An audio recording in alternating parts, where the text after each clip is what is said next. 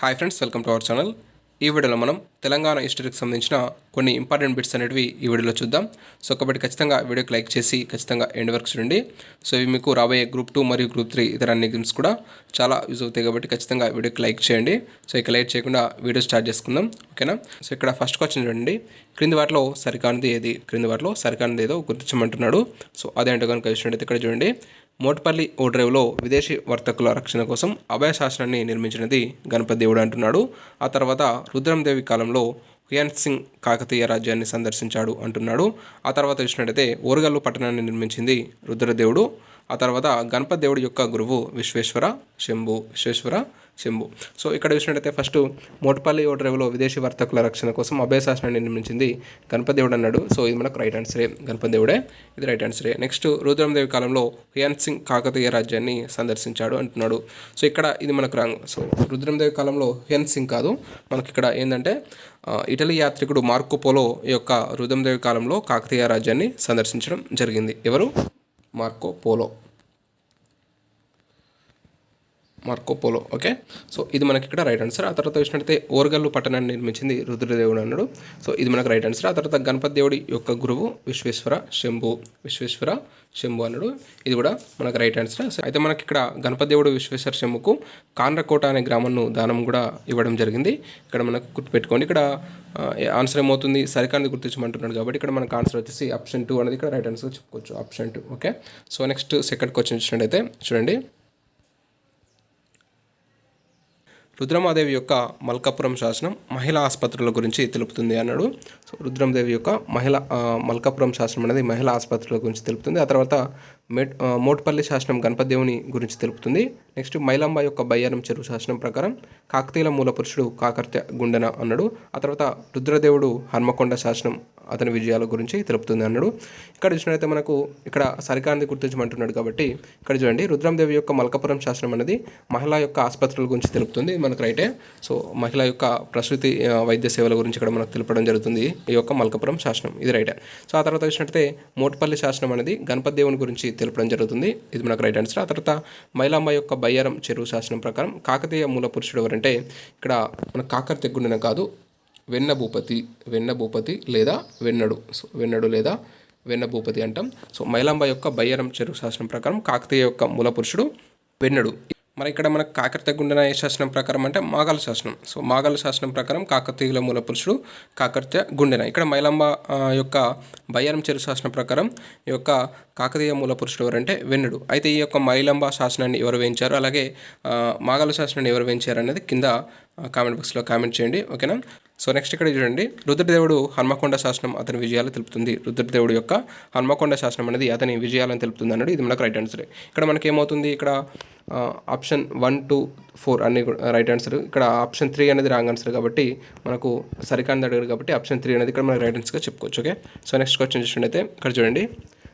So ఇక్కడ next question చూసినట్టయితే ఇక్కడ జతపరచమని ఇచ్చాడు. ఒక పక్కన గ్రంథాలు ఇచ్చేసి ఇంకో పక్కన రచయితలు ఇచ్చాడు. సో అదేంటో మనం చూసినట్టయితే ఇక్కడ చూడండి. సో ఇక్కడ మనకు ప్రతాపరుద్ర యశోభూషణం అనే గ్రంథాన్ని రచించింది ఎవరంటే ఇక్కడ విద్యానాథుడు, ఓకే. ఆ తర్వాత నృత్య రత్నావళి అనే ఈ యొక్క గ్రంథాన్ని రచించింది ఎవరంటే మనకు జయప సేనాని, ఓకే. ఆ తర్వాత దశకుమార చరిత్ర. సో దశకుమార చరిత్ర గ్రంథ రచయిత వచ్చేసి మనకు ఎవరంటే కేతన. ఆ తర్వాత రంగనాథ రామాయణం గ్రంథ రచయిత గోన బుద్ధారెడ్డి, ఓకే. ప్రతాపరుద్ర యశోభూషణం వచ్చేసి విద్యానాథుడు, నృత్య రత్నావళిని జయపసేనాని, దశకుమార చరిత్ర కేతన, రంగనాథ రామాయణం గోన బుద్ధారెడ్డి, ఓకే. సో ఇక్కడ మనకు ఆన్సర్ ఏమవుతుంది? A3 B1 A3 B4 C2 D1. So అక్కడ ఆన్సర్ ఏమవుతుంది? A3 B4 C2 D1. Option 1 అనేది ఇక్కడ మనకు రైట్ ఆన్సర్ చెప్పుకోవచ్చు, option 1, okay. So next question చూసినట్టయితే సో ఇక్కడ చూడండి. కాకతీయ క్రింది వాటిలో సరికానిది ఏది? క్రింది వాటిలో సరికానిది ఏదో గుర్తించమంటున్నాడు. ఇక్కడ చూడండి. కాకతీయ రుద్రదేవుడు 1162లో 1000 స్తంభాల గుడిని కట్టించడం జరిగింది.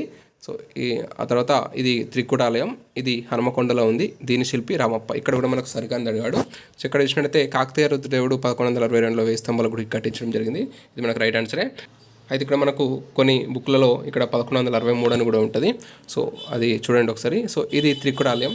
సో ఇది త్రికుటాలయంగా ప్రసిద్ధి చెందింది, ఇది కూడా మనకు రైట్ ఆన్సర్. ఆ తర్వాత ఇది హన్మకొండలో ఉందన్నాడు, ఇది కూడా మనకు రైట్ ఆన్సర్, ఓకే. సో దీని శిల్పి రామప్ప అన్నాడు. సో ఇది మనకు రాంగ్, ఓకేనా. సో మనకు రామప్ప ఎవరు? రామప్ప దేవాలయం నిర్మించింది. ఈ యొక్క 1000 స్తంభాల గుడిని నిర్మించింది కాకతీయ రుద్రదేవుడు. ఓకేనా. సో ఇక్కడ మనకు ఆన్సర్ వచ్చేసి ఆప్షన్ 4 అనేది ఇక్కడ రైట్ ఆన్సర్గా చెప్పుకోవచ్చు, ఎందుకంటే ఇక్కడ సరికాని అడిగిండు. ఓకేనా. సో నెక్స్ట్ క్వశ్చన్ చూసినట్టయితే ఇక్కడ చూడండి, క్రీడాభిరామం గ్రంథాన్ని రచించింది ఎవరు? క్రీడాభిరామం అనే గ్రంథాన్ని రచించింది ఎవరు అంటే వినుకొండ వల్లభాచార్యుడు. ఓకే. సో ఇక్కడ మనకు ఆన్సర్ అనేది ఆప్షన్ 1. సో నెక్స్ట్ చూసినట్టయితే జితపరచము. సో జితపరచుడు ఇచ్చాడు. ఇక్కడ చూడండి, ఒక దిక్కు చెరువులు ఇచ్చాడు, ఇంకో పక్కన నిర్మించిన వారు. సో ఆ యొక్క చెరువులను నిర్మించిన వారు ఎవరు అనేది ఇక్కడ ఇచ్చాడు. సో అది కనుక మనం చూసినట్టయితే ఇక్కడ మనకు ఫస్ట్ చూడండి, ఇక్కడ చూసినట్టయితే కే సముద్రం. ఈ యొక్క కే సముద్రాన్ని నిర్మించింది ఎవరు? మనకు ఒకటవ ప్రోలరాజు కే సముద్రాన్ని నిర్మించడం జరిగింది. ఆ తర్వాత పాకాల చెరువు అనేది జగదాల ముమ్మడి. బయ్యారం చెరువు శాసనం అనేది మైలాంబ. ఆ తర్వాత హనుమకొండ చెరువు శాసనం గంగాధరుడు. ఇక్కడ మనకు అపోజిట్గానే ఉన్నాయి. కే సముద్రం ప్రోలరాజు 1, ఆ తర్వాత పాకాల చెరువు జగదాల ముమ్మడి, బయ్యారం చెరువు మైలాంబ, హనుమకొండ చెరువు అనేది గంగాధరుడు. ఓకేనా. ఇక్కడ మనకు ఆన్సర్ ఏమవుతుంది? A1 B2 C3 D4 option 1 అనేది ఇక్కడ మనకు right answer option 1. Okay. So next question చూసినట్టయితే చూడండి, మాచల్దేవి అనే కళాకారిణి ఎవరి కాలంలో ఉండేది? మాచల్దేవి అనే కళాకారిణి ఎవరి కాలంలో ఉండేదంటే ఇక్కడ ఆన్సర్ వచ్చేసి మనకు ప్రతాపరుద్రుడు. సో రెండవ ప్రతాపరుద్రుని కాలంలో ఉండేది. ఆప్షన్ 2 అనేది ఇక్కడ మనకు రైట్ ఆన్సర్గా చెప్పుకోవచ్చు, option 2. Okay. So next question చూసినట్టయితే ఇక్కడ చూడండి, రెండవ ప్రతాపరుద్రుడు నర్మదా నది అనే నదిలోకి దూకి ఆత్మహత్య చేసుకున్నాడని తెలిపే శాసనం ఏది? రెండవ ప్రతాపరుద్రుడు నర్మదా నది అనే నదిలోకి దూకి ఆత్మహత్య చేసుకున్నాడని తెలిపే శాసనం అనేది ఏది అన్నాడు. సో ఇక్కడ అది క్వశ్చన్ సంబంధించిన రైట్ ఆన్సర్ మనకి ఏమవుతుంది? ఆప్షన్ 3. సో విలాస తామ్ర శాసనం అంటాం. సో విలాస శాసనం. సో ఇది మనకు రెండవ ప్రతాపరుద్రుడు యొక్క ఆత్మహత్య గురించి తెలిపే శాసనం. ఓకే, విలాస శాసనం. సో నెక్స్ట్ చూసినట్టయితే పురుషార్థ సారం అనే గ్రంథ రచయిత ఎవరు? సో పురుషార్థ సారం అనే గ్రంథకర్త ఎవరంటే మనకు శివదేవయ్య. ఆప్షన్ 1 అనేది ఇక్కడ right answer, option 1. Okay. So next question చూసినట్టయితే ఇక్కడ చూడండి, రుద్రదేవ మహారాజు రాయగజ కేసరి పట్లోధృతి అనే బిరుదులు గల కాకతీయ రాజు ఎవరు? ఏమంటున్నాడు? రుద్రదేవ మహారాజు రాయగజ కేసరి పట్లోధృతి అనే బిరుదు గల కాకతీయ రాజు ఎవరంటే ఇక్కడ మనకు ఈ యొక్క బిరుదులు ఎవరి? మనకు రాయగజ కేసరి పట్లోధృతి మహారాజు అనే బిరుదులు ఎవరి అంటే మనకు రుద్రమాదేవి. ఓకే, ఇది గుర్తుపెట్టుకోండి. సో ఇక్కడ మనకు ఆప్షన్ 1 అనేది ఇక్కడ రైట్ ఆన్సర్గా చెప్పుకోవచ్చు. సో ఓకేనా. సో ఇవి మనకు ఈరోజు సంబంధించిన కొన్ని ముఖ్యమైన ఇంపార్టెంట్ బిట్స్. సో నెక్స్ట్ వీడియోలో మరిన్ని ఇంపార్టెంట్ బిట్స్తో ఖచ్చితంగా వీడియో చేసుకుందాం. సో కాబట్టి ఖచ్చితంగా వీడియోకి లైక్ చేయండి. సో లైక్ చేసి ఖచ్చితంగా మీ మిత్రులకు షేర్ చేయండి. Thanks for watching. Thank you.